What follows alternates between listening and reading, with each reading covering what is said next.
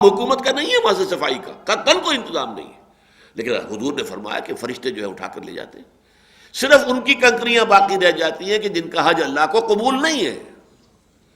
جن کا حج قبول ہو گیا ان کی کنکریاں فرشتے لے جاتے ہیں، یہ جو بڑی بچی رہ جاتی ہیں وہ ہے کہ جن کا حج اللہ کو قبول نہیں ہے۔ اب یہ نشانیاں ہیں، لیکن انہی میں سے ایک نشانی یہ ہے مقام ابراہیم، وہ مقام ابراہیم ہے، وہ ایک پتھر ہے کہ جس پر حضرت ابراہیم علیہ السلام کھڑے ہو کر تعمیر کر رہے تھے۔ اب دیکھیے، نہ تو اس وقت یہ جو اسکیفولڈنگ آج ہوتی ہے، پیڑ لگائی جاتی ہے اور طرح طرح کے، اور آج کل تو آپ کو معلوم ہے کہ پائپ اسکیفولڈنگ ہوتی ہے، بڑی اہتمام کے ساتھ تعمیر کے لیے پہلے جو ہے وہ تو پیڑ لگائی جاتی ہے، لیکن وہاں کیا تھا؟ کچھ بھی نہیں، وہی پتھر تھا، وہی خود اونچا ہو جاتا تھا، خود نیچے آ جاتا تھا، اور اس کو حضرت ابراہیم کی جو بھی ضرورت ہوتی تھی اس کے مطابق وہ اٹھتا اور نیچے۔ یہ ایک معجزہ ہے۔ ہمارے جدید جو مفسرین نے اس کی خواہ مخواہ کی تعبیریں اور کرنے کی کوشش کی ہے۔ دیکھیے، یہ اس دور کا واقعہ ہے جبکہ ابھی انسان جو ہے ذہنی اور فکری اعتبار سے عہد طفولیت میں تھا بحیثیت مجموعی۔ نبی تو پورے طور پر وہ اس وقت بھی جو ہے ہر چیز کے جاننے والے تھے، لیکن یہ کہ عام انسان، اور اس وقت اللہ تعالیٰ یہ معجزے جو ہے خرق عادت یہ بہت دکھاتا تھا۔ جتنے دکھائے گئے حضرت موسیٰ علیہ السلام کے ذریعے سے، جو آل فرعون کو دکھائے گئے، آج تو نہیں وہ معجزے دکھائے جاتے، حضور کے زمانے میں نہیں دکھائے گئے، حالانکہ مطالبہ شدید تھا حضور سے کہ ہمیں وہی معجزہ کر کے دکھاؤ، نہیں دکھائے گئے، لیکن اس وقت یہ معجزہ تھا۔ اور اس کی خواہ مخواہ کوئی سائنٹیفک تعویل کرنا، مقام ابراہیم، مولانا اصلاحی صاحب نے بھی یہ غلطی کی ہے، یہ کہہ دیا مقام ابراہیم سے مراد یہ ہے کہ یہاں پر قیام تھا حضرت ابراہیم کا، تو قیام ابراہیم، کسی جگہ پر کسی کا قیام ہونا کون سی نشانی ہے؟ اس میں نشانی والی بات کون سی ہے جس کو اتنے اہتمام کے ساتھ بیان کیا جا رہا ہے کہ فیہ آیات بینات مقام ابراہیم؟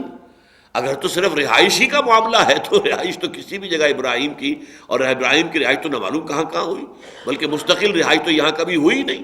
اصل رہائش تو ان کی جو تھی وہ فلسطین میں تھی، وہاں پر اپنے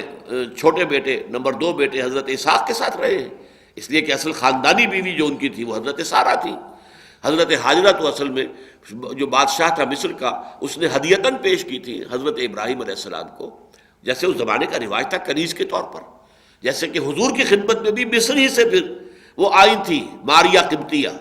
مقوقس سے مصر نے بھیجی تھی، اور انہی کے وطن سے اللہ تعالیٰ نے حضور کو جو بیٹا عطا فرمایا، حضور نے اس کا نام ابراہیم رکھا۔ یعنی ابراہیم کے پاس مصر سے ایک خاتون آئی کنیز کی حیثیت سے، حاجرہ، اس سے اللہ تعالیٰ نے انہیں اسماعیل جیسا بیٹا دیا۔ ان کی نسل میں محمد ہے، اور محمد رسول اللہ کے بعد پھر ان کے پاس مصر ہی سے ایک کنیز آ رہی ہے ماریہ قبطیہ، اور ان کے وطن سے جو اللہ نے بیٹا دیا ان کا نام انہوں نے ابراہیم رکھ دیا۔ تو گویا دنیا گول ہو گئی اور چکر جو ہے مکمل ہو گیا۔ بہرحال یہ چیزیں جو ہے ان میں خواہ مخواہ کی کوئی سائنٹیفک تعویل جو ہے وہ خواہ مخواہ کا ایک تکلف ہے جس کی کوئی ضرورت نہیں ہے۔ یہ بات جو بھی مفسرین کی ہے وہی صحیح ہے کہ اس سے مراد وہی پتھر ہے، وہ اب بھی رکھا ہوا ہے،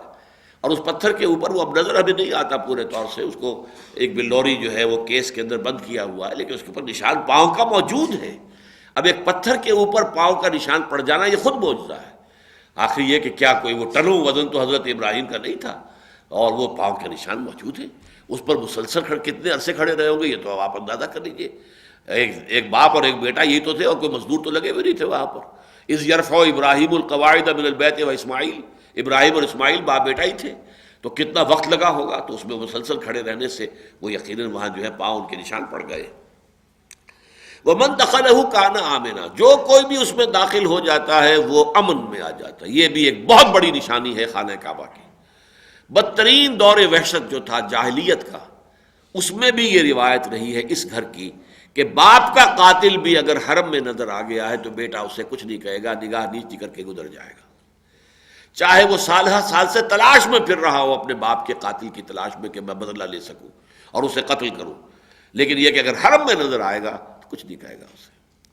کہتے یہ ہے کہ وہاں تو وحوش بھی، اب تو خیر آس پاس وہاں پہ کوئی وحشی جانوروں کے آنے کا سوال نہیں، مکہ بہت بڑا شہر ہو گیا ہے، لیکن پہلے تو چھوٹا سا گاؤں تھا،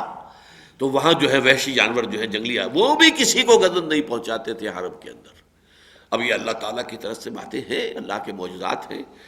ہر چیز جو ہے اس کے قبضہ قدرت میں ہے۔ وَمَن دَخَلَهُ كَانَ آمِنًا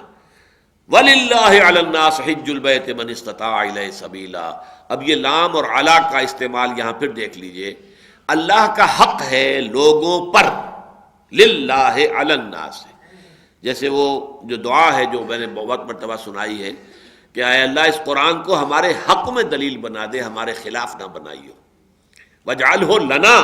حُجَّةً وَلَا عَلَيْنَا، یہ ہمارے حق میں دلیل بن جائے، حجت بن جائے۔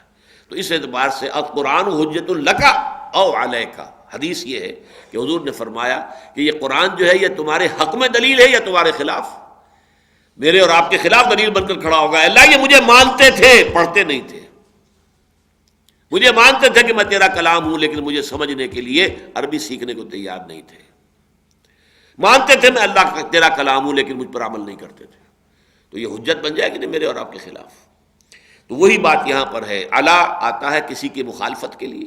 اور لام آتا ہے کسی کے حق میں ہونے کے لیے۔ وَلِلَّهِ عَلَى النَّاسِ حِجُّ الْبَيْتِ مَنِ اسْتَطَاعَ إِلَيْهِ سَبِيلًا، اور اللہ کا حق ہے لوگوں پر کہ وہ اس کے اس گھر کا حج کرے۔ حج کے لفظی معنی قصد کرنا ہے، حاجی وہ ہوتا ہے کہ جو قصد کر رہا ہے، جو واپس آ رہا ہے وہ حاجی نہیں ہوتا۔ یہ ہمارے ہاں جو لفظ استعمال ہوتا ہے یہ غلط ہے، یہ حاج جو ہے وہ در حقیقت ہے ان کے لیے آمین البیت الحرام، یہ اما یومو بھی آتا ہے اور حجہ یحجو بھی آتا ہے، یہ دونوں الفاظ آتے ہیں قصد کر، جو جا رہا ہے وہ حاجی ہے، جو کر کے واپس آ گیا وہ حاجی نہیں ہے، وہ تو حاجی اب دنیا کا، حاجی اپنے گھر کا ہے، وہ اپنے گھر کا قصد کر کے واپس جا رہا ہے تو وہ حاجی اللہ کے گھر کا نہیں ہے بلکہ وہ اپنے گھر کا حاجی ہے اس وقت۔ البتہ جب جا رہے ہیں تب وہ در حقیقت اللہ تعالیٰ کے گھر کا قصد کرتے ہوئے سفر کر رہے ہیں تو وہ حاجی ہیں۔ وَلِلَّهِ عَلَى النَّاسِ حِجُّ الْبَيْتِ مَنِ اسْتَطَاعَ إِلَيْهِ سَبِيلًا، البتہ اس کے ساتھ یہ اضافہ لگا دیا جو استطاعت رکھتا ہو اس کے راستے کی، یعنی اس کے سفر کے اخراجات پورے کر سکتا ہو اور اپنے جو بھی لائبلٹیز ہیں، ڈیپینڈنٹس ہیں اپنے، ان کے اس غیر حاضری کے عرصے تک کے لیے بھی ان کے اخراجات وغیرہ دے کر جا سکتا ہو۔ یہ نہیں ہے کہ ان کو بالکل بے یار و مددگار چھوڑ کر چل دے، جو ہے پونجی لے کر اور حج کے لیے چلا جائے، نہیں، ان کا اپنا حق ہے، ان کی اپنی ایک ضرورت ہے کہ جو پوری ہونی چاہیے۔ اگر اتنا ہے اور نہ آپ پر کوئی قرض ہے نہ کسی کا دینا ہے آپ نے، اس اعتبار سے بھی آپ کا دامن صاف ہے، اور پھر اب آپ کے پاس اتنی رقم ہے کہ آپ حج کے اخراجات برداشت کر سکتے ہیں تو اب آپ پر فرض ہو گیا حج۔ اور اگر یہ شکل نہیں ہے ان میں سے کوئی بھی تو پھر حج فرض ہے ہی نہیں۔ اور یہ لوگ جو پیسے مانگ مانگ کر چندے کر کے اور بھیک مانگ مانگ کر حج کرتے ہیں، یہ واقعتاً حج کو بدنام کرنے والے لوگ ہیں، وہاں پر بھی جا کر بدنام کرتے ہیں اور حج کو خراب کرتے ہیں۔ یہ جو سائلین، اور بہت اکثریت جو ان سائلین کی وہاں پر ہوتی ہے، وہ ہمارا ایک خاص علاقہ ہے، یہ سرائکی کا علاقہ جو ہے، یہاں سے بدترین جو ہے انسان وہاں پر بیگرز کی شکل کے اندر پہنچے ہوتے ہیں۔ یہ مظفر گڑھ ہے اور ڈیرہ غازی خان ہے اور یہ بھاولپور کا ایریا ہے، نیچے تک جو ہے یہ خانپور تک، یہاں کے لوگ بے تحاشا وہاں پر، عورتیں بھی مرد بھی، یہ نہ معلوم کس کس طریقے سے بھیک مانگ کر چلے جاتے ہیں، ٹکٹ خرچ کر لیتے ہیں، وہاں پر پھر جو ہے وہ بھیک مانگتے رہتے ہیں۔ تو یہ کام یہ دراصل صحیح نہیں ہے۔ جس کے پاس استطاعت ہے فرض اسی پر ہے صرف۔ وَمَنْ كَفَرَ فَإِنَّ اللَّهَ غَنِيٌّ عَنِ الْعَالَمِينَ، اور جو پھر کفر کرے گا تو اللہ تعالیٰ تو تمام جہانوں سے غنی ہے۔ اب یہ بڑا لطیف انداز ہے، یہاں کفر کس معنی میں آیا ہے؟ یعنی جو شخص حج کی استطاعت رکھنے کے باوجود اور کوئی مانع نہ ہونے کے باوجود حج نہیں کرتا، وہ گویا کہ ایک طرح کا کفر کرتا ہے۔ اس کے دو درجے ہیں، ایک تو یہ کہ کوئی شخص حج کو فرض سمجھے ہی نہ تو وہ تو ہے ہی کافر، وہ تو غیر مسلم ہے، اس کے تو کفر کا فتویٰ بھی مفتی دے دے گا اگر حج کو وہ فرض سمجھتا ہی نہیں۔ ایک یہ کہ فرض تو سمجھتا ہے، کوتاہی یا نہیں کر رہا ہے، تب بھی یہ مانوی کفر یہ ہے، اس نے انکار تو کیا نا اللہ کے حکم کا۔ تو جیسے آتا ہے کہ من ترک الصلاۃ متعمدا فقد کفر، جس شخص نے جان بوجھ کے نماز چھوڑ دی اس نے کفر کیا۔ تو اب یہ کفر کے مختلف درجے ہیں، ایک کفر معنوی ہے، کفر حقیقی ہے،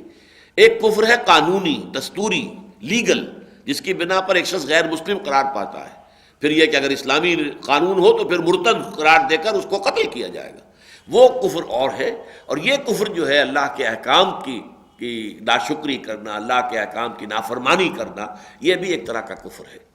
اور میں تو سناتا رہا ہوں ابتدا میں، اب تو بہت عرصہ ہو گیا، شاذ ہی کبھی یاد آتے ہیں، سائیں عبد الرزاق صاحب کہا کرتے تھے بڑے ہی اپنے ایک جذب کی کیفیت میں،